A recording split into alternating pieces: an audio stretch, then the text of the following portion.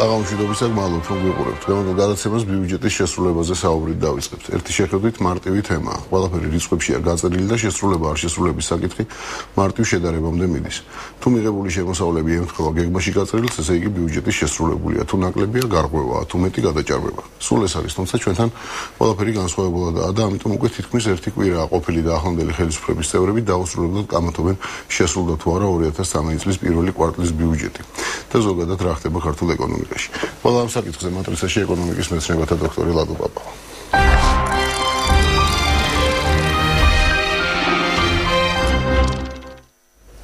საღამოშიდობისა ბატონ ლადო, დიდი მადლობა მოსვლისთვის. შესრულდა თუ არა ბიუჯეტი, მაინც როგორც თქვი, ვკითხულობ და არის ორი აზრი. როგორ შეიძლება იყოს ორი აზრი, როდესაც საუბარია რაღაც აბსოლუტურ რიცხვებზე და მარტივ შედარებებზე. საღამოშიდობის მადლობა მოწვევისთვის. იცით, ყოველთვის არის ახლა გარკვეული მცდელობა манипуляციების სტატისტიკით, თუმცა ბიუჯეტი ეს სისტემა არ არის, რომ манипуляცია ჩაატარა, იმიტომ რომ ყველაფერი არის ძამკაფიო დაფიქსირებული. ნამდვილად ის ფაქტი, რომ ბიუჯეტი შესრულებულია, ამას ადასტურებს ის ინფორმაცია, რომელიც არის ფინანსთა სამინისტროს მიერ წარმოდგენილი, თუმცა არ არის გამორიცხული, რომ გარკვეული სირთულეები ქონოდა ბიუჯეტის შესრულებაში, იმიტომ რომ მე კარგახანი არ მახსოვს, როდის იყო რომ კვარტლის ბოლოს შაბათ-კვირას ბანკებს ამუშავებდა. ხო, თითქოს ეს პერიოდი გასულია. ერთი შეხედვით თითქოს ამაშიც არ არის პრობლემა, მაგრამ თუ საქმე კარგად გაწყობილი, ასეთი რამე ქვეყანაში არ უნდა ხდება. პარასკევსაც შეიძლება დაასრულოს. რა თქმა უნდა, ეს ყველაფერი, იმიტომ რომ ესედა თუ პარასკევს არ ასრულებს რაღაც ოპერაციას, მივა ორშაბათს, მაგრამ ორშაბათს უკვე სხვა კვარტალია. ამიტომ ალბათ სავარაუდოდ გარკვეული პრობლემები იყო, თუმცა ამ ეტაპზე თქვა იმის, რომ ბიუჯეტი შესრულებაში ეჭვშევიდა, რომ ნამდვილად ამის საფუძველი არ გვაქვს. ბატონო, რატომ მიმართავს ფინანსთა მინისტრი თავის ახსნაში ძირითადად შედარებებს გასულ წელთან აცხადებს, რომ გასულ წელთან შედარებით შესრულდა, ხო? ბიუჯეტი ხომ არ არის მუდმივი, ყოველწლიურად ის იცვლება, რა აზრია? არა, კი არის ბიუჯეტის გასულ წელთან შესრულებას კი არა, ეს აკეთებს, რომ გასულ წელთან შედარებით რამდენით გაიზარდა. ხო, რას გვაძლევს ეს ინფორმაცია? არაფერს გასულ. არა, რატომაც არა, ერთი მხრივ ეს არის გაზდა იმის დასტური, რომ ასე ვთქვათ, უფრო მეტი შემოსავლების ამოღება ხდება, ანუ საგადასახადო ადმინისტრირება არ შესუსტებულა და ეკონომიკის დისკვალობაზე მეტი გადასახადები ამოდის ბიუჯეტში. თანაც ნაციონალები ხო ყველაფერს აკეთებენ, რომ შეახსენონ წარსული, ანუ თავისი ეპოქა და ახლა გიდან დიდი ბევრი კაი შესაძლებელი არ არის. არა, ისე არ დაგვემართოს, გახსოვთ ალბათ, ხო, იყო რუსეთის 1913 წლის მონაცემებზე ეძებოდა საბჭოთა კავშირი. ასე უკვე დაგვემართა ჩვენ, როდესაც ნაციონალები ყველაფერს 2003 წლის მდგომარეობას ადარებდა. სწორედ 2003 თანამედროვე საქართველოსთვის 2003 წელმა შეადარა იგივე ფუნქცია, რაც კომუნისტების დროს იყო, აგერ რა თქვენ ერთ-ერთი სოციალიზმი, ამ სოციალიზმის ეპოქაში იყო 1913 წელი. მაგრამ რეალურად რომ ვთქვათ, იცით, ამ ერთ საინტერესო მომენტს უნდა გაესვას ხაზი. ჩვენი სტატისტიკის დეპარტამენტი მთელი ამ ხნის განმავლობაში აფიქსირებს დეფლაციას. კი ბატონო, ეს არის. აფიქსირებს ფასების კლებას. აი, როდესაც ფასების კლება ბუნებრივია, თუ ფასი მცირდება, ეს ნიშნავს, რომ საშუალო თუ ფასი მცირდება, იგივე დარიცხული გადასახადით, ნაკლებით ახლა მოგივა ბიუჯეტში. დავშტავთ. ხო? ანუ გამოდის რომ ბიუჯეტში არა მარტო აბსოლუტური სიდიდით არის და არამედ რეალმა ჩვენებებში რო გადავიყვანოთ ინფლაციის გათვალისწინებით, კიდევ უფრო სერიოზულის და წინა წელთან შედარებით, იმიტომ რომ დეფლაციას აქვს ადგილი. თუმცა ეს არავის არ დაუთვლია, მაგრამ ფაქტია, როცა ინფლაცია გაქვს, მაშინ პირიქით უნდა შეამციროს, როცა დეფლაცია გაქვს, უნდა გაზარდო, ანუ აშკარად არის სახეზერო ადგილი. ეკონომიკა იზრდება, გვაქვს ამის მონაცემები ძალიან ყევადია ჯერჯერობით, იმიტომ რომ წლის ბოლოს დაფიქსირდა გარკვეული ტემპების შემცირება, დეკემბერი საერთოდ მინუსით დამთავრდა. ამასაც ახსნა აქვს, იმიტომ რომ პრაქტიკულად დაიბლოკა ყველა ის ბიზნესი, რომელიც ბიუჯეტის ძუძუს იყო მიმაგრებული და იქიდან ჰქონდათ ასე ვთქვათ, სხვადასხვა ტენდერებში გამარჯვება, შესყიდვები. ეს ყველაფერი დაიბლოკა, ბუნებრივია, ამან გარკვეულწილად მოითხოვა ამ ბიზნესის მხრიდან შეფერხება და ახალი პირობებისადმი ადაპტირება. ანდა ის რო იყო გარკვეული ისეთი აქტიურობა, როდესაც ციცნოდა ამა თუ იმ ბიზნეს კომპანიამ, რომ მას აპატიებდნენ და გადასახადებს არ გადაიხდიდა და აჩვენებდა თავის ეკონომიკურს დას. ახლა ხედავთ, რომ ეს სიტუაცია არ არის. ხდება გარკვეული ადაპტირება ახალი პროცესისადმი. ამიტომ ჯერჯერობით კაფეოს თქვა, კაფე ჩამოყალიბება თუ რა ტენდენციები იკვეთება ნაადრევია. იმადროულად გაჩნდა სიმპტომები, მაგალითად ის, რომ ექსპორტმა დაიწყო მატება. რას ნიშნავს? მეტი წარმოება დავიწყეთ თუ მეტი გადის. რატომ? ხო, ახლა რატომ? აქ პირველი სიმპტომები ექსპორტის დის არის ის, რომ ჩვენი ბაზრები იხსნება, ხო, ჩვენთვის ბაზრები იხსნება პირველ რიგში რუსეთის. რაც მისასალმებელია. ახლა ისე თქვა, რომ ექსპორტი ჩვენთან არის სტაბილურად დადი, ჯერ ნაადრევია. მაგრამ ამის ყველა საფუძველი არსებობს რა ის იყო მზარდი, იმიტომ რომ რუსეთის ბაზრის გახსნის ყვალობაზე თანაც აქ თუმცა ჯერჯერობით არ არის გახსნილი მაგრამ მაინც რატომღაც იზრდება. ისეთ რა მაინც გარკვეული პროდუქტები რუსულ ბაზარზე შევიდა. ეს ჩვენ ყველამ ვიცით, მაგრამ აქ რაზეა საუბარი? ესეთი, ასე ვთქვათ, აი მყისიერი გახსნა მთელი რუსული ბაზრის არ მოხდება, მას თვითონ რუსეთის ოფიციალური პირებიც ხალხს უსვამენ და რუსი ექსპერტებიც, ეს იქნება გარკვეულად დოზირებული. მოსკოვი აპირებს რომ დაუკვირდეს თბილის, როგორ იქნება აქ პოლიტიკური სიტუაცია და იმის მიმართულებით, იმის მიხედვით არეგულიროს ეს პროცესი, მაგრამ ნებისმიერ შემთხვევაში ქართული ეკონომიკისთვის ეს რა თქმა უნდა მისასალმებელია. და ამ თვალსაზრისით რა თქმა უნდა ეს სიმპტომები კარგია, მაგრამ ეს სიმპტომები ჯერ ტენდენცია ჩამოყალიბებული არ აქვს. თუმცა ობიექტური საფუძველი რომ ტენდენცია ჩამოყალიბდეს ნამდვილად არის. ჩვენ ვსაუბრობთ ფასების შემცირებაზე, დეფლაციაზე, თუმცა მთავარი სეგმენტი ნავთობპროდუქტების ბაზარი განსაკუთრებული ცვლილებები ჯერჯერობით არ განიცდის. იყო ამაზე მოსაზრებები, რომ თქო საქართველოში ფასები არის ხელოვნურად გაბერილი და რაღაცა წილი ამ ფასებიდან შემოსული თანხებიდან მიდიოდა რაღაც შავ სალაროში. თუ ეს ამბავი დამთავრდა, ჯერჯერობით თუ ესე იყო და მართლაც გაბერილი იყო ეს ფასები და თუ ეს ამბავი დასრულდა, მაშინ რატომ არის რომ არ არის? პროდუქტების ბაზარს აქვს ერთი ძალიან სერიოზული სპეციფიკა და ხშირად ამას არ ვაქცევთ ყურადღებას. ამ ბაზარზე ფასების და ბევრად უფრო ადვილია და კლება რთული. და ახსნი ახლა რატომ? იმიტომ რომ იმპორტიორებს შემოაქვთ როგორც წესი მსხვილი პარტია. აი დაუშვათ შემოიტანეთ მსხვილი პარტია შედარებით დაბალ ფასად და ამ დროს გაძვირდა. ანუ ახალი პარტია რო შემოიტანოს, ირას ფასათაც აქვს რო გაყიდოს, ბუნებრივია თანხა არ ეყოფა კი ბატონო. რომ ახალი პარტია შემოიტანოს. წინასწარ ზრდის ფას იმაზე რაც იაფად აქვს ნაყიდი. იმიტომ რომ იცის რომ შემდეგი პარტია გაძვირდება. ახლა მეორე ვარიანტი განვიხილოთ. დაუშვათ აქ ძვირად შემოტანილი და მერე გაიაფთა. ხომ არის ხო ძვირად აქ შემოტანილი იაფად არ გაყიდეს. ხო, გამიგეთ, ამიტომ ეს ტენდენცია ზოგადად დამახასიათებელია და დანარჩენი ახლა ქართულ ბაზარზე რაც მოხდა, ეს იყო თითის დაქნევა ბიზინა ივანიშვილის მხრიდან, როცა ის შეხვდა დაუშვათ ფარმაცევტული ბაზრის წარმომადგენლებს ან ზოგადად ბიზნესს და თითი დაუქნა, მიიყენა თქვენ მონოპოლიურ მდგომარეობას. ის რაც მოხდა ამ თითის დაგნებამ გამოიწვია, მაგრამ რეალურად ქვეყანაში ჭირდება მოქმედი ანტიმონოპოლიური კანონმდებლობა, რომლის მიღება სამწუხაროდ ჩემთვის გაუგებარი მიზეზების გამო დროში ჭიანურდება. მე რამდენადაც ვიცი, არსებობს ორი პროექტი. ერთი არის საქართველოს განვითარების კვლევითი ინსტიტუტის მიერ შექმნილი, ვიცი რომ საკმაოდ მაღალკვალიფიციური ექსპერტები მუშაობდნენ. მეორე არის ეკონომიკური განვითარება, ეკონომიკის და მდგრადი განვითარების სამინისტროს. ახლა ბოლო-ბოლოს შეჯერდნენ და დააჩქარონ ამის მიღება, იმიტომ რომ რა თქმა უნდა ის რომ პრემიერმა მიმართა ბიზნესს რომ მიიყენებთ თქვენ მონოპოლიურ მდგომარეობას იყო სამსებით სწორი, მაგრამ ასე ქვეყანა არ იმართება. საჭიროა ინსტიტუტი, საჭიროა კანონი, საჭიროა ამ კანონის ქვეშ მოქმედი სპეციალური ორგანო, რომელიც ამას გააკონტროლებს, პერიოდულად მოგცემს ინფორმაციას, რამდენად არის მონოპოლიზებული ბაზრის ესა თუ ის სეგმენტი, რამდენად აქვს ადგილი კარტელურ გარიგებებს ფასწარმოქმნასთან დაკავშირებით, ან ბაზარზე სტრატეგიასთან.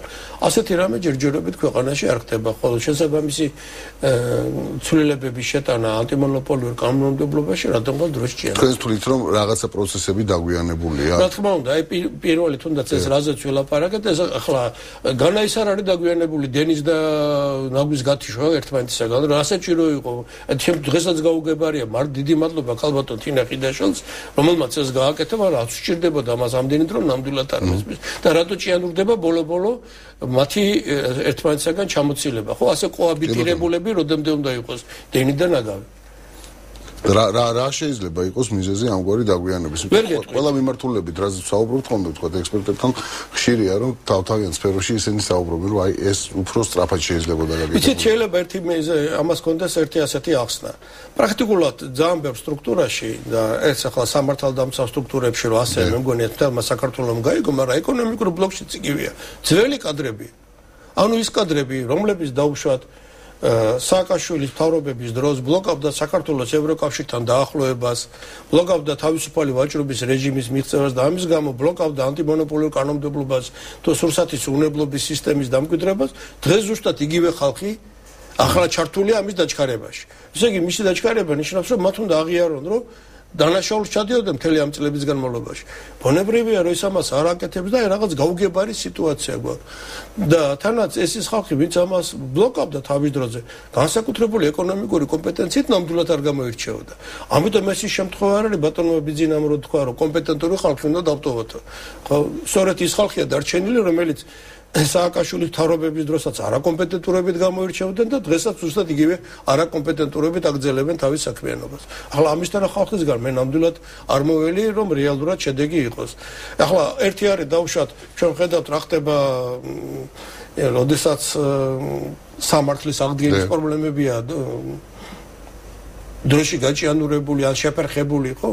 ჩვენ საზოგადოებაში არის გასტა, რომ დასასჯელი უნდა დაისაჯოს, მაგრამ ხედავ საზოგადოება რომ არ ისჯება და იმიტომ რომ ყველა ეს ხალხი, ვინც თავის დროზე საქმეებს კერავდა მოქალაქეთა წინააღმდეგ, დღეს ზუსტად იგივე არის, სხვანაირად უნდა მოიქცეს, არ მოიქცევა ეს სხვანაირად. ასევე ეკონომიკურ ბლოკშიც. ის ხალხი, რომელიც პრაქტიკულად სულ სხვა მიმართლით ხელს უწყობდა ქვეყნის განვითარებას, ან შეიძლება პირიქით ხელს აფერხებდა ქვეყნის განვითარებას, დღეს იმათვე ევალებათ ამის გაკეთება. ამ შემთხვევაში ჩვენ გვაქვს საუბარი რაღაც ჯგუფზე, რომელიც იმდენად ეკონომიკური განათლებით არ გამოირჩევა, რამდენადაც უბრალოდ აღსრულებელია ზედა ეშელონების ნების. მაგალითად ასეთი რა საერთოდ იგივე ლიბერტარიანული მიდგომა, რომელსაც ძალიან პოპულარული იყო, თუმცა საქართველოს ლიბერტარიანული არ ყოფილა და ძალიან ბევრ დაბრალდა, რომ ის ლიბერტარიული უფრო ბოლშევიკური იყო და ისევე თქვენი ერთ-ერთი წარწერა მომწონს სოციალიზმი და გავიხსენოთ. ყველაფერი ებმევა. კი, ყველაფერი ებმევა. ასე რომ ეს ბოლშევიზმის ეპოქა ჰქონდა. მაგრამ საქმე რა არის ახლა ლიბერტარიანიზმი საკმაოდ წყობრი ეკონომიკური ხელმხედველობა. მაგრამ სამწუხაროდ საქართველოში ლიბერტარიანელი გახდა ყველა გაუნათლებელი ადამიანი. იმიტომ რომ ძალიან ადვილია იცით თუ შენ ეკონომიკის ანბანი არ იცი, მე პრინციპი რომ მოდი სახელმწიფო ნუ ჩაერევა. ნურაფერში ნუ ჩაერევას, რაც უფრო გაუნათლებელი ხარ, მით უფრო ადვილად აღსაქმელია. ხო, და რაც უფრო განათლებული ხარ და უკეთესად გესმის რა ხდება ეკონომიკაში, უფრო გიჩნდება კითხვები. ამიტომ ჩვენ ყავს ის ხალხი, რომელსაც თავის თავს ლიბერტარიანელებს ეძახებს, არა იმიტომ რომ მათ სხვა თეორიიდან იმდენი ისწავლეს, რომ მაინც ეს აარჩიეს. არამედ იმიტომ, რომ სხვა მეტი არაფერი არ იციან. გამიგეთ? ამიტომ მათი მსოფლმხედველობაც არის პრიმიტიული და აი ამ პრიმიტივიზმით იმართებოდა სააკაშვილის მთავრობის დროს და მსგავსი ტენდენციები ახლა შეინიშნება. ამიტომ ეს დაგვიანება თუ არის ეკონომიკურ ბლოკში, სწორედ ამით უნდა იყოს. აზროვნე თავიდანვე ქართული ოცნება აკეთებდა ძალიან მყარ აქცენტებს იმასთან დაკავშირებით, რომ ეკონომიკა იქნებოდა ერთ-ერთი თქვათ ყველაზე მნიშვნელოვანი სფერო. ესეც არის ახლა პოლიტიკა და ეკონომიკა განუყოფელია და ყოფიერება განსაზღვროს ცნობიერებას და ცნობიერება ყოფიერებას, ეს კიდე სადავო საკითხია, ხო, როგორც ცნობილია. იკვეთება რაღაც ნიშნები, რომ ქვეყანაში ხდება რაღაც გააზრებული ეკონომიკური პოლიტიკის შექმნა. შეგვიძლია ამაზე საუბარი? იცით, რამდენჯერმე ბატონმა ბიძინამ აღნიშნა, რომ დასამუშავებელია ქვეყნის ეკონომიკური განვითარების სტრატეგია. ამის შესახებ ამ არხიდან თქვენი მეზობელი გადაცემიდან, რომელიც ხალბატონ თეაშვილიძეს მიყავს, მე ჯერ კიდევ ნოემბერ-დეკემბერში საუბრობდი, რომ ქვეყანა ჭირდება ეკონომიკური განვითარების სტრატეგია. აი ბატონმა ბიძინამ მიიღო ასეთი გადაწყვეტილება, რომ შესამუშავებელია, ეს დაევალა ფინანსთა სამინისტროს, მასში ჩართული ეკონომიკის და მდგრადი განვითარების სამინისტრო და ჩვენ მონაწილეობთ აგრეთვე ქართველი ექსპერტები, აკადემიური წრეების წარმომადგენლები, საექსპერტო საზოგადოება, მთელი ქართველი ეკონომისტობა არის ჩართული ამ პროცესში. ჩვენ გვქონდა უკვე ერთი შეხვედრა, ამის შემდეგ კომისიის წევრებმა წარუდგინეთ ჩვენი ხედვები ამასთან დაკავშირებით და სავარაუდოდ აპრილის თვეში გაიმართება მორიგის შეხვედრა. ყოველ შემთხვევაში მე ვიმედოვნებ, რომ არაუგვიანეს ივნისისთვისა საქართველოს მთავრობა დადებს საქართველოს ეკონომიკურ. ანუ ჯერჯერობით ჩვენ მაინც იმ ეტაპზე ვართ, როდესაც მთავრობა პირობითად ესე ვთქვათ, სპონტანურად რეაგირებს არსებულ გამოწვევებზე. ასეც არის, თუმცა მთლად მასეც არ არის, იმიტომ რომ ახლა ნუ დავიწყოთ რა ქართული ოცნება ახლა ხელებით ცეცებით მიდის, სხვა თუ არაფერი მათ ჰქონდათ წინა საარჩევნო პროგრამა, რომელიც ტრანსფორმინდა შემდეგ სამთავრობო პროგრამად, მაგრამ ახლა საუბარია კონკრეტულ სტრატეგიაზე. მაგალითად ასეთი საკითხები, რომელიც არის პასუხგასაცემი.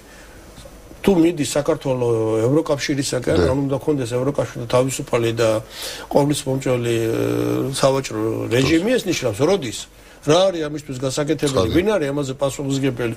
აქვს საქართველოს შანსი, რომ ამერიკასთან ქონდეს თავისუფალი ვაჭრობის რეჟიმი. 2009 წელს ქარტიას მოეწერა ხელი.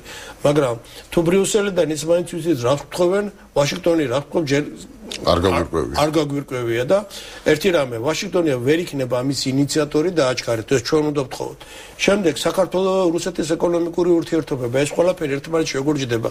ახლა თქვენ სწორედ შენიშნეთ, თუ არც ერთი ეკონომიკური საკითხი ჩვენ ცხოვრებაში და საერთოდ ზოგადად ცხოვრებაში წინგს თუ გასწრები, ეკონომიკა პოლიტიკის გარეშე არ არსებობს. ეს წინგშია, რომ სახელმძღვანელოში დაწერთ, ან სამეცნიერო სტატიაში წმინდა სახით რა არის ეკონომიკური, ასე თუ ის მოვლენა აღწერდა ან გამოიკვლევ. მაგრამ რეალურად არის პოლიტიკური, ამიტომ ეს სტრატეგია სჭირდება. მაგალითად, ეს პარლამენტი არჩეულია 2016 წლამდე, ეს მთავრობა არის 2016. აი რამ კონკრეტულ მიზნებს უნდა მიაღწევს მთავრობამ 2016 წლისათვის და შემდეგ თუნდაც 2020 წლისთვის, ანუ შემდეგი ვადით, რას უტოვებს ქვეყანას. ხო? თუ არ იქნა ისევ არჩეული დაუშვათ ქართული ოცნება 2016 საპარლამენტო, თუ იქნა მით უფრო ვალდებულებას იღებს, თუ არ იქნა საით მიყავს ქვეყანა. ეს ყველაფერი არის მისაღები და გასაკეთებელი. ამის საფუძველი გარკვეული არის ქართული ოცნების წინა საარჩევნო პროგრამა და დღევანდელი სამთავრობო პროგრამა, თუმცა ეს საკმარისი არ არის და სწორედ ამიტომ მიიღო პრემიერ-მინისტრმა გადაწყვეტილება, რომ სტრატეგია იქნეს მომზადებული. ბატონო, კიდევ რამდენიმე კითხვა მაქვს, თუმცა რეკლამის დრო გვაქვს ეთერში, ზუსტად 2 წუთით შევისვენებთ. ლადო პაპავა, ეკონომიკის მეცნიერებათა დოქტორი არის მადრისის სტუმარი, ზუსტად 2 წუთში რეკლამის შემდეგ დავუბრუნდებთ.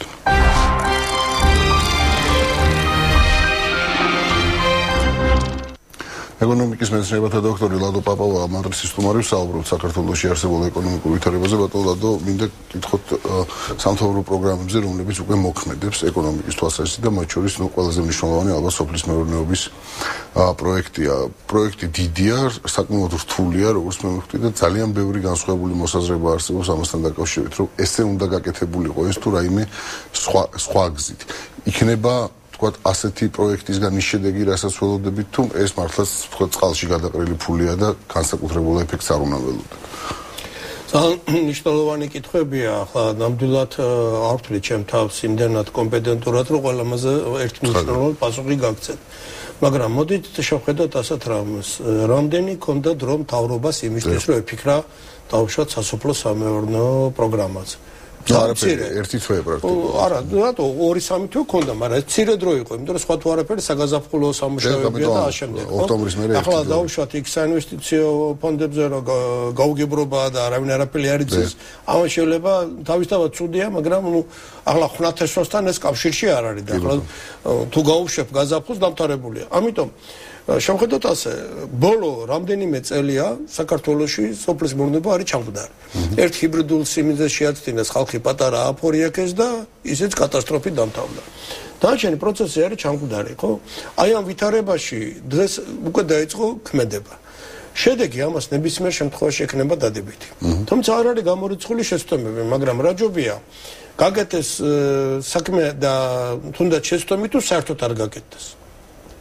ახლა შემთხვევა იცით რომ დარგს გააჩნია სოფლის მეურნეობა ნამდვილად არის ის რომ მიწები არ იხვნებოდა გლეხს არ ქონდა ამის საშუალება აი დღეს ეს ყველაფერი გამოჩნდა ახლა თუ უშვებს რაიმე შეცდომა სოფლის მეურნეობის სამინისტრო ეს პრობლემა არ არის თავი შევსაუბრობთ ძალიან დიდ თანხაზე რომელიც ჩაიდო ამ პროექტში და რომლის გამოყენება უკვე სხვა მიმართულებით თუმცა ეს თანხა მაინც არ არის რაც დაპირება იყო საპარლამენტო არჩევნებზე მილიარდზე იყო ლაპარაკი და 700 მილიონი თუმცა 700 მილიონი ძალიან დიდია მაგრამ ახსნა საჭირო დანარჩენი 300 რატო არა შემოდგომაზე დანარჩენი 300 ხო უნდა აიყო ან გაისად იქნება კიდევ ხო გაისად იქნება 1300 ეს ისე არ შეიძლება ნახევრად მაგრამ ფაქტი არის რომ რასაც აკეთებ დღეს სოფლის მე საკმაოდ ხშირად გამოდიოდი კრიტიკულად იმიტომ რომ ბევრი კითხვებზე პასუხი არ იყო დღესაც არ არის ბევრი კითხვაზე პასუხი მოქმედება დაწყებულია მაგრამ იცით რა არის რაღაც სფეროები სადაც ბოლომდე არ გაიაზრებ ჯობია არ დაიწყო მაგრამ ახლა სოფლის მეურნეობა არის ის რა კიდევ ერთხელ ჩაგდებული წელი კიდევ მშიერი მოსახლეობა ხო როცა ჩვენი ქვეყნის 54% ცხოვრობს სოფლად და სოფელი ქმნის მხოლოდთლიანი შიგა პროდუქტის 8%-ს ეს ნიშნავს რომ მაგარისა თანაც ჩვენი ბუნებრივ კლიმატური პირობებში ყოფი ქვეყნისთვის ხო სადაც ასეთი ყველა პირობა არის ბუნებრივი რომ სოფლის მეურნეობა იყოს ერთ-ერთი წარმატებული დარგი ამიტომ ის რომ მიწები იხმნება ის რომ სათესლე მასალა გაჩნდა ეს არის შესაძლებლობები შეიქმნა სასოფლო სამეურნეოს გადამამუშავებელი საწარმოები შეიქმნას მათ სამაციურო სისტემა ეს ყველაფერი რა თქმა უნდა სერიოზული პლუსია ეს ყველაფერი მისასალმებელია ხოლო თავარია რომ არ იყოს გადაცდომა თორე თუ შეცდომა იქნება შეცდომა ვინც სამქმეს აკეთებს იმას შეცდომაც მოждდეს და შეცდომა კიდევ იმის არის რომ ბოლო-ბოლო გამოსორდება თქვენ თვითონ გზავნით მინდოდა მეც მეკითხა ამაზე საინვესტიციო ფონდების ბედი დღემდე გაურკვევლად რჩება ეს შემთხვევაში ცუდი არის რომ ამის შესახებ არანაირი ინფორმაცია არ არის პირველ რიგში ეს ინფორმაცია უნდა მოდიოდეს მთავრობიდან მე არ ვარ დარწმუნებული რომ თვითონ მთავრობა მიცოდეს რა ხდება ამ ფონდებთან დაკავშირებით. ალბათ ვიღაცა მიცის, მაგრამ ეს ვიღაცა არ გვეუბნება. სად არის ეს ვიღაცა ისიც არ ვიცით. რო ვკითხოთ. სავარაუდოდ ვიცით, მაგრამ ჯობია არ ვკითხოთ. მაინც არ გვეტყვის. თუ არ უნდა რომ აქამდე ეთქვას, მაგრამ ფაქტია რომ ამის შესახებ საჭიროა იცით ხუმრობა გვერდზე იყოს. ეს არის სერიოზული საკითხი. აი დღეს მაგალითად ჩემთან უცხოელები იყვნენ და მე დამისვეს ასეთი კითხვა. აი რატო ფიქრობთ რომ მანდამაც ფონდი უნდა შექმნილიყო და ისე არ შეიძლება ინვესტორი შემოვიდეს. არ ვფიქრობ რომ ასე, მაგრამ საინვესტიციო ფონდს აქვს თავის მიმზიდველობა. ო, იმიტომ რომ ის ინსტიტუციურად ჩამოყალიბებულია, მაგრამ პირველ რიგში ასეთი კითხვები ჩდება. აი ეს მდგომარეობა, როდესაც გამოცხადებულია რომ უნდა შეიქმნას საინვესტიციო ფონდი, რომელიც ჯერ არ არის შექმნილი, როდის იქნება შექმნილი იცის ერთმა ადამიანმა, რომელიც ჩვენ არ შეიძლება ერთმა არა და ორმა. ხუთმა, მაგრამ ჩვენ არ გვეუბნებიან, ხო, როგორც თქვენ ბრძანეთ. ინვესტიციების მოზიდვაზე აისახება უარყოფითად. რა თქმა უნდა, იცით რა, პირველი, სწორედ არ იმას ვსაუბრობდი, რომ ანუ ის ინვესტორები ელოდებიან, რომ აქ რაღაცა შეიძლება იყოს ცნობილი, აი რატომ უნდა იყოს ინვესტორი დაინტერესებული კონკრეტულად რომ ამ ფონდში ჩადოს და არა ისე შემოვიდეს. მეორე, როგორ იმართება ეს ფონდი? რამდენად გამჭვირვალეა? და მესამე, რომელ დარგებში აფიქრობს? ხო, ანუ რამდენად ახლა თორე ინვესტორი რომ ფონდის გარეშე შემოვიდეს რა ჩვენი კანონმდებლობა არ უგზავნებს რა. აი რატომ მანდა მაინც ფონდით? ან რატომ რომელ დარგებზე აკეთებს მთავრობა აქცენტს, რომელთვის პრიორიტეტულად? აი ეს არის კითხვები, რომლებსაც პასუხი უნდა გასცეს და ის რომ ვიღაცა მიცის და მინისტრებს არ ეუბნება, ეს არ არის ახსნა, ეს ცუდი ახსნა. მინისტრებს უნდა კონდეს ეკონომიკური ბლოკის მინისტრებს აუცილებლად პასუხი ამ კითხვაზე. თუ არაფერი თუ არ გამოდის ეს ფონდები, ესეც უნდა ითქვას რომ არ გამოდის. მაგრამ ჩვენ ყველა ვიცოდით რომ ამ ფონდების პრეზენტაცია უნდა შემდგარიყო დავოსის ფორუმზე. რომ დავოსის ფორუმის შემდეგ ეს პრეზენტაცია უნდა გამართულიყო თბილისში. დავოსის ფორუმი იყო 2 თვის წინ. იანვრის ბოლოს. ახლა აპრილი. 2 თვეზე მეტი გავიდა. ხო, ნუ ინფორმაცია სამწუხაროდ არ არის. ამიტომ მეც რომ დღეს უცხოელებმა მკითხეს, აი რამდენად რატომ, ხო?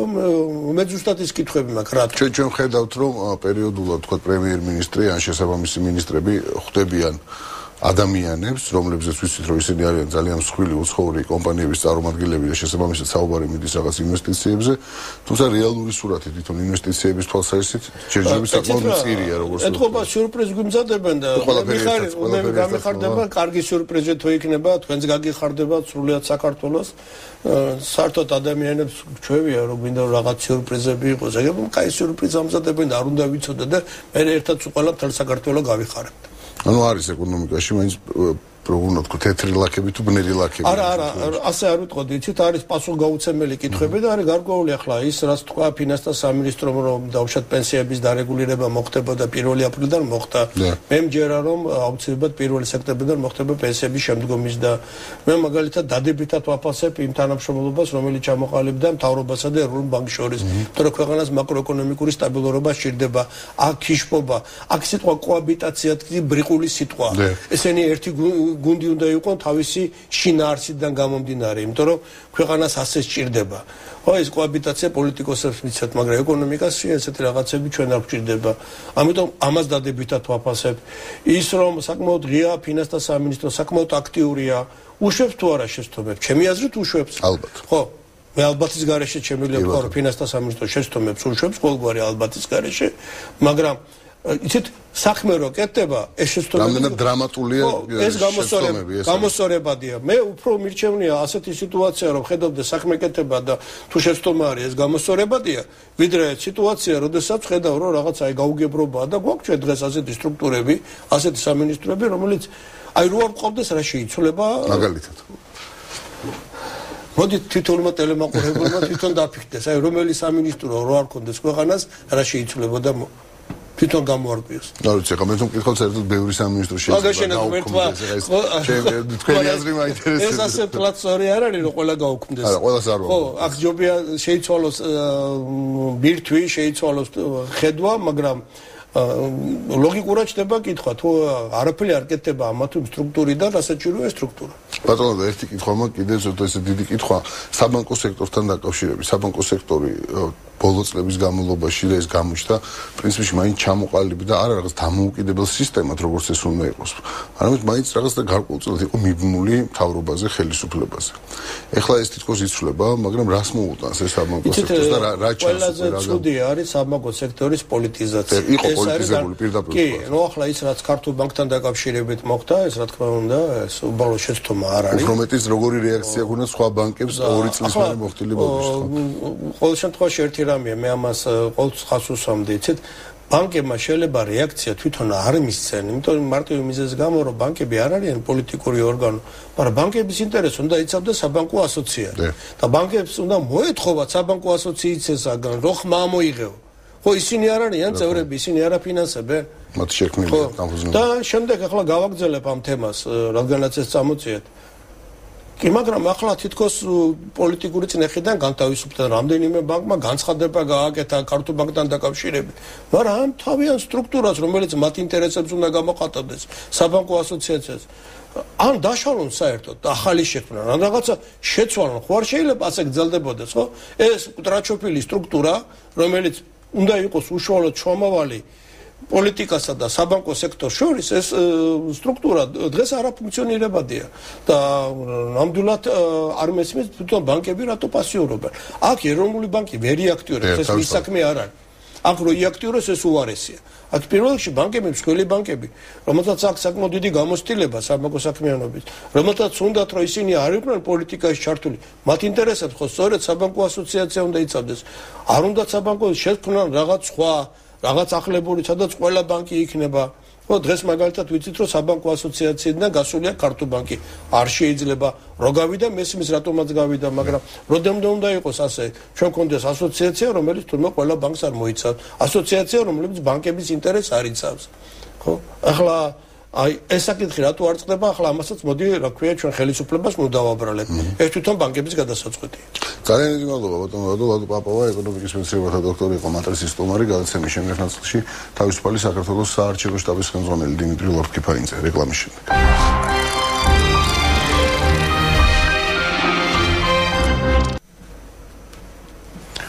თავისუფალი საქართველოს 27 აპრილის შუალედურ არჩევნებში მხოლოდ ერთ ოლქში მიიღებს მონაწილეობას. კახა კუკავა კენჭის ნაძალადევში იღლის. არსებული მდგომარეობის მიმართ დამოკიდებულებისა და საომავლო გეგმების შესახებ მატრიცაში თავისუფალი საქართველოს საარჩევნო შტაბის ხელმძღვანელი დიმიტრი ლორთქიფაინძე.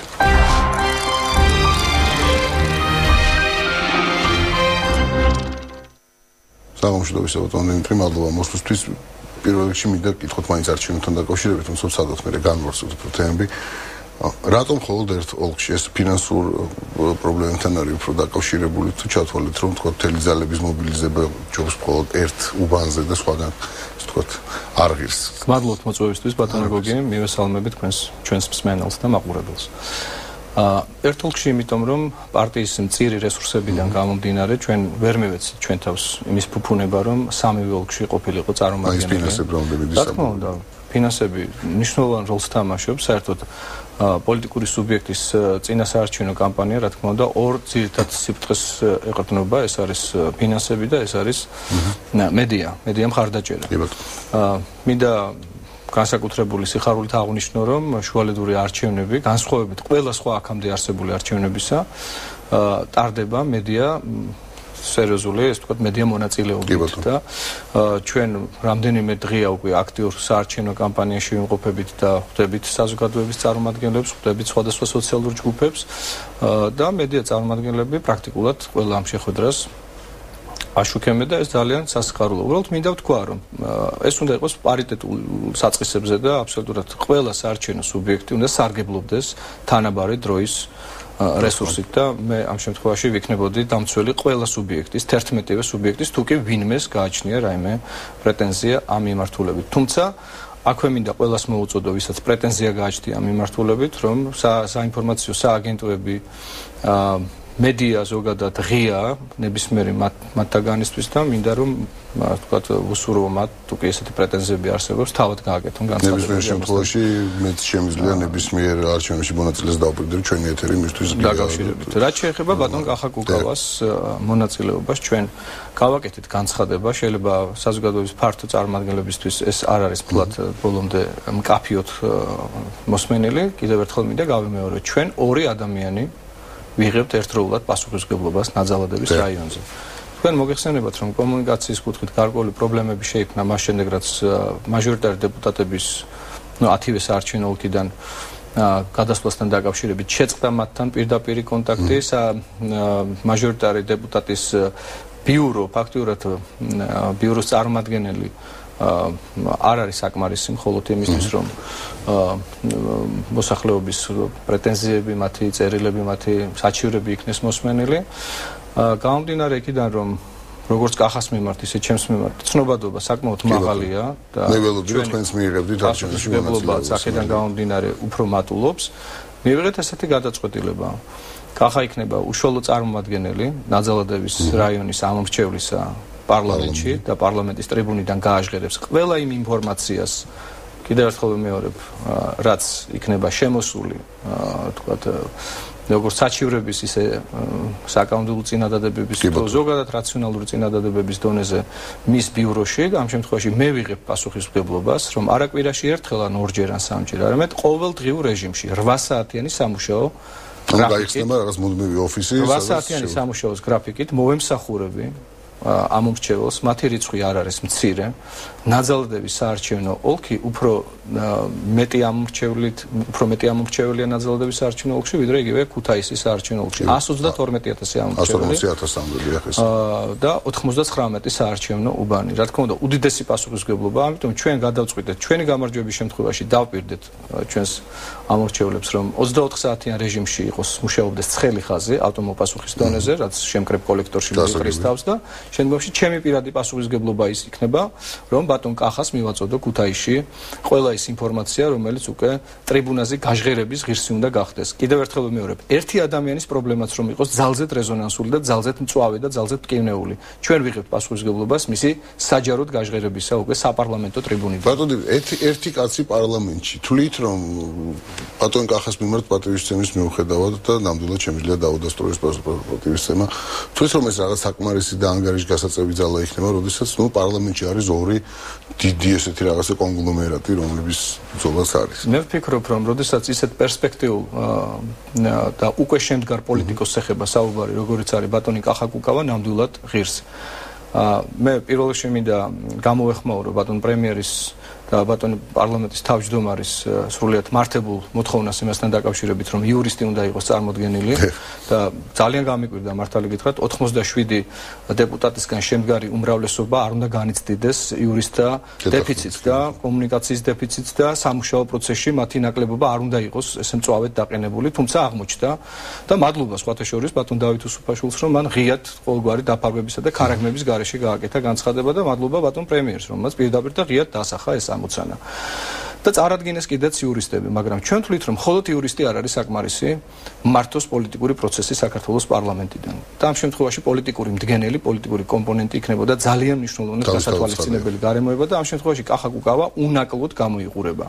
მინდა საზოგადოებას შევახსენო, რომ იგი წლების განმავლობაში წარმოადგენდა საქართველოს იუსტიციის უმაღლეს საბჭოს, იყო მე-6 მოწვევის პარლამენტის წევრი, არაერთი საერთაშორისო დელეგაციის წევრი, ფლობს რამდენიმე უცხო ენას და ეს ძალიან მნიშვნელოვანი გარემოებაა ხალხში კვალიფიციური ადამიანი ხამშენ არ ვიდა შენი ეროვნული პრობლემები ნაციონალური საკითხი შეგიძლია დააყენო დღის წესრიგში უცხოურ ენაზე ანუ ინგლისურ ენაზე საერთაშორისო ენაზე და ყოველგვარი თარჯიმნებისა და შემდგომში უკვე აქედან გამოწვეული პრობლემებიდან გამომდინარე თავი აარიდო ასეთ რაღაცას და პირდაპირ გახდეს სუბიექტი და პასუხისმგებელიც ამ დიალოგის წარმოების ეს მე ვფიქრობ რომ მართლაც ფუფუნებაა მე გულისტკივილით მინდა აღვნიშნო რომ ჩვენი პოლიტიკური ისტაბლიშმენტი განიცდის სერიოზულ დეფიციტს ამ მიმართულებითაც და კახას ყველა სხვა დამსახურებასთან ერთად მე ვთვლი რომ ესეც სერიოზულ დამსახურებად უნდა ჩაუდგოს ერთი კითხვა მაქვს ვინ იქნება კახა კუკავა პარლამენტში რას გულისხმობ ამაში გეტყვით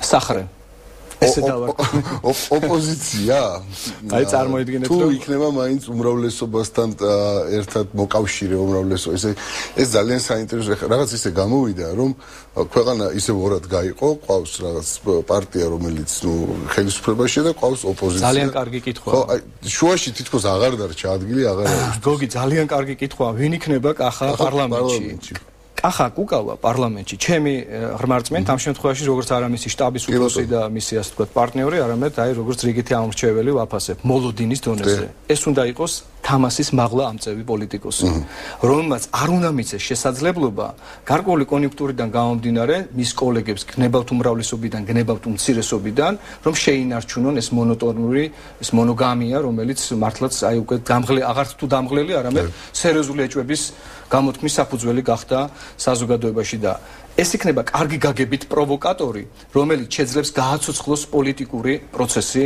პარლამენტში. ფიქრობთ, რომ უმრავლესობასა და უმცირესობას შორის მიმდინარეობს რაღაც ფარული გარიგებები და ამას ჭირდება ესე ზედამხედველი კახას. რა თქმა უნდა. დიახ, თქვენ სწორად ბრძანებთ, იმიტომ რომ თქვენს როგორც რიგითი ამორჩეველი ამ შემთხვევაში და არა მხოლოდ ჟურნალისტი განიცდით რა, უნებრივია თქვენი განსაცდელი გაქვთ და შეიძლება გამოხატავდეთ კიდევაც ახლა როგორც ჟურნალისტი ამას ჩემთან საუბარში და მე პირდაპირ გეტყვით, რომ სამართლიანობის აღდგენის გაჭიანურებული პროცესი ნამდვილად მოითხოვს პროვოცირებას სწორი გაგებით საზოგადოების მხრიდან და საზოგადოების წარმომადგენელი ამ შემთხვევაში კახა კუკავას სახით სწორედ ის ღირსეული დეპუტატი იქნება რომელიც ამას შეძლებს მაღალ დონეზე ამაში მე ეჭვი არ მეპარებენ იმიტომ რომ კახამ მთელი ამ თვეების განმავლობაში ნებავთ წინა საარჩევნო პერიოდში ჩვენ 1 ოქტომბრის არჩევნებს გულისხმობთ ამ შემთხვევაში ძალიან სერიოზული მონაწილეობა მივიღეთ იმისთვის რომ ქართულ ოცნებას წელში გადაეტეხა ნაციონალური მოძრაობა. პირადად ჩემზე რომ გითხრათ, წინა საარჩევნო პროცესში მე გახდით ჩართული ქართული ოცნების საარჩევნო შტაბის ლიდერთა მხრიდან თხოვნით. პრაქტიკულად ყველა რეგიონში ეს იყო ხულო, ბათუმი, ქარელი, გორი, იმერეთის თუმცა არ მოხდა მე თქვენი თქვა ინტეგრირება ამ მოძრაობაში ალბათ რაღაც გარკვეული სოფლმხედველობრივი განსხვავებები მე არ დაგიმალავთ თქვენ ეთერი ამ შემთხვევაში ჩემთვის ამის საშუალებას იძლევა გითხრათ კიდეც რომ ვერ მოხდა თუ არ მოხდა გათვალისწინება იმისა რომ ბატონი ბიძინა ივანიშვილის ჩემდამი გარკვეული სიმპათიების და მიუხედავად იმისა რომ ბატონმა ბიძინამაც და პოლიტიკურმა საბჭომაც იმსჯელა ჩემი კანდიდატურის შესახებ რომ მე წარდგენილი ყოფილიყავი წყალტუბოს საარჩევნო მაჟორიტარულ ოლქში და დამამტკიცა კიდეც და გადაწყვიტა კიდეც ეს საკითხი ჩემს სასარგებლოდ აი მოულოდნელად 3-4 დღის განმავლობაში მოხდა ამ კანდიდატურაზე ანუ ჩემ კანდიდატურაზე უარის თქმა ისე რომ არავითარი ახსნა განმარტება მე აღარ მიმიღია შემდგომში უკვე მე არ დავასახელებ ამ ლიდერის ერთ-ერთი ლიდერის სახელს და გვარს არ იქნება ეს ლამაზი ჩემი მხრიდან, მაგრამ გეტყვით რომ მე მომაწოდეს ინფორმაცია იმასთან დაკავშირებით, რომ ჩემი კანდიდატურის სასტიკი წინააღმდეგი იყო რესპუბლიკური პარტია. კერძოდ ქალბატონი თინა ხიდაშელი, რომელსაც უთქვამს ერთ-ერთ პოლიტსაბჭოზე ჩემთან დაკავშირებით, რომ ლორდ კიფაინძის ფაშისტური გამოხტომების გამო ქართული ოცნება არ უნდა იმყოფებოდეს პასუხისმგებლის, ასე ვთქვათ, როლში საერთაშორისო ინტერნაციონალის წინაშე. აი ეს ინფორმაცია, რაც მე შემიძლია გითხრათ ღიად და საჯაროდ. თუმცა მე არავითარი გულისტკივილით, რა თქმა უნდა, გულისტკივილი მაქვს, მაგრამ წყენით არ მინდა ახლა ამის შესახებ ვისაუბრო, იმიტომ რომ სტატიკური არასოდეს არ არის პოლიტიკური პროცესი, თუ არ ვითარდები, კნინდები, ამიტომ ჩვენ ვაპირებთ რომ განვითარდეთ. მე ვფიქრობ, რომ ბატონი კახა კუკავას, ჩვენი მეგობრების ალიკო შალომბერიძის და ძალიან ბევრი ახალგაზრდა პერსპექტიული მომავალი პოლიტიკოსი შემოგვიერთდა ჩვენ უკვე და ჩვენ რიგები მე იმედი მაქვს რომ გაიზრდება მას შემდეგ განსაკუთრებით რაც საქართველოს პარლამენტში შევა ბატონი კახა ეს იქნება ჩვენი როგორც ცოცხალი უჯრედის განვითარების ძალიან სერიოზული საბაბიც, მიზეზიც და შესაძლებლობაც და ჩვენ ამ შესაძლებლობაზე უარს არ ვიტყვით. ჩვენ აუცილებლად განვითარდებით სასურველი პარტია. რა არის ყველაზე ესეთი მნიშვნელოვანი ან ძირითადი საკითხები, რომელშიც თქვენ თვლით, რომ თქვა ბატონმა კახამთლიან თქვენო პარტიამ ოპონირება უნდა გაუწიოს იმ ორ პოლიტიკურ ძალას, რომელიც დღეს პარლამენტშია. რა არის ყველაზე ძალიან გლობალური კონცეფციის დონეზე რომ გესაუბრეთ, იმიტომ რომ ჩვენი ფორმატიდან გამომდინარე, გეტყვით რომ ჩვენი ერთ-ერთი მთავარი მიზანი იქნება, ჩვენ მემარცხენე პარტია გახლავართ და ჩვენი ერთ-ერთი მთავარი მიზანი იქნება ის, რომ საქართველოს შედგეს როგორც სოციალური სახელმწიფო და სოციალურად იყოს ორიენტირებული ყველა ინსტიტუტის მოქმედება. თავრობა ამბობს, რომ აი ძალიან სოციალურია, მეტი სოციალური უკვე აღარ შეიძლება. ერთგვარად გამოძახილია ბატონო ლადო პაპავა საუბრობდა ლიბერტარიანისტულ მიდგომებზე და მე აბსოლუტურად ვეთანხმები, რომ უვიცი და გაუნათლებელი ადამიანებისთვის ეს არის მართლაც ერთგვარი თავშესაფარი, რომ ხელები დაიბანონ და სახელმწიფოს შეაწმინდონ შემდგომში, უბრალოდ სახელმწიფო გაწიონ, მაგრამ ამავე დროს სახელმწიფო შეაწმინდონ მთელი პასუხისმგებლობა. ჩვენ ასე არ ვუდგებით. ჩვენ ვფიქრობთ მაგალითად, რომ საბაზისო ჯანდაცვა არ უნდა იყოს კომერციალიზირებული. არაფრის დიდებით არ უნდა იყოს კომერციალიზირებული. ჩვენ ვფიქრობთ, რომ განათლებამდე ხელმისაწვდომობა ეს არ არის ფუფუნება. ანუ ესეც უნდა იყოს გარკვეულ ჩარჩოში და გარკვეული რეგულაციის ქვეშ ხელმისაწვდომი და ამ შემთხვევაში განსაკუთრებული წვლილი ქვეყნის მომავალი უსაფრთხოების საკითხში შეაქვთ მრავალშვილიან ოჯახებს და მე აქცენტს გავაკეთებდი იმაზე, რომ მრავალშვილიანი ოჯახისთვის 5 ლარი და 10 ლარი კი არ უნდა იყოს დასამადლებელი. აქ შეიძლება თანხაზე საერთოდ არ ვისაუბროთ, მაგრამ ჯანდაცვა და განათლებამდე ხელმისაწვდომობა განსაკუთრებული პრიორიტეტი უნდა იყოს სახელმწიფოსთვის, სწორედ მრავალშვილიანებისთვის, რომლებიც ერის გენოფონდს ქმნიან და ამავე დროს უზრუნველყოფენ ჩვენს თავდაცვის უნარიანობას. მე როდესაც მყავს 7 შვილი, ბატონო გოგი, ცრუ თამდაბლობით და ყალბით თამდაბლობით არ გეტყვით, მაგრამ 7-ჯერ მეტად მონაწილეობ ქვეყნის თავდაცვის უნარიანობის ამაღლებაში. ანუ ჩემი კონტრიბუცია გაჭირვების შემთხვევაში იქნება 7-ჯერ უფრო მძიმედ აღსაქმელი. ამიტომ სახელმწიფოს მხრიდან მე არ ვითხოვ ფულს, მე ვითხოვ ელემენტარულად, რომ საკანონმდებლო რეგულაციების დონეზე და აქვე მინდა გითხრათ, რომ ჩვენ და სამარცხვინოთ ქვეყნის იურიდიულ სივრცეში, სამართლებრივ სივრცეში არ გვაქვს კანონი, რომლითაც დეფინიცირებული იქნებოდა რაობა მრავალშვილიანობის. ეს არის სამარცხვინო. გეტყვით, რომ სახელმწიფო ბიუჯეტის შესახებ კანონის 37 მუხლში არის გაწერილი მხოლოდ და მხოლოდ, რომ ორი პირობა უნდა იქნეს დაკმაყოფილებული იმისთვის, რომ მრავალშვილიანად ჩაითვალოს 7 ან მეტი შვილის მყოლი ოჯახი, იმ პირობებში თუ კი უფროსი შვილი არ არის სრულწლოვანი და ამავე დროს ოჯახი უნდა იმყოფებოდეს სოციალურად დაუცველთა ერთიან ბაზაში. ამ პირობის დაკმაყოფილების შემთხვევაში თითო ბავშვზე გათვალისწინებული იქნება 5 ლარი თვეში. ეს არ არის დაცინვა? არის. როდესაც მე პარლამენტში ამ საკითხით გამოვედი, მაშინ მე ვაკმაყოფილებდი ამ პირობას, იმიტომ რომ უფროსი იყო 17 წლის და უფროსი იყო ახალი შეძენილი ყავდა. მე სოციალურად დაუცველთა კატეგორიას არ მიეკუთვნება. და ეცეთ რა, საკუთარ მაგალითზე ავაგე უბრალოდ. თქვი რომ ჩემი მეუღლე მიბრძანდა სოციალური დახმარების უზრუნველყოფის უпростоრად განყოფილებაში და მას უარი უთხრეს. და უბრალოდ მოვიკითხე, რომ რამდენად სწორ თუ მორალურ პოზიციაში აყენებდა უმრავლესობას, თქვათ, ასეთი ფაქტის მოსმენა და მაშინ ერთ-ერთი ლიდერი გამობრძანდა უმრავლესობის თუ არ ვცდები პეტრე ცისკარიშვილი და მან განაცხადა, რომ რატომ ითხოვთ სახელმწიფოსგან იმას, რაც არ არის სახელმწიფოს ვალდებულება. ანუ ეს წმინდა ლიბერტარიანისტული იდეა, რომელიც კულტივირებული იქნა მიკროფონთან. ჩვენ ასე არ ვთვლით.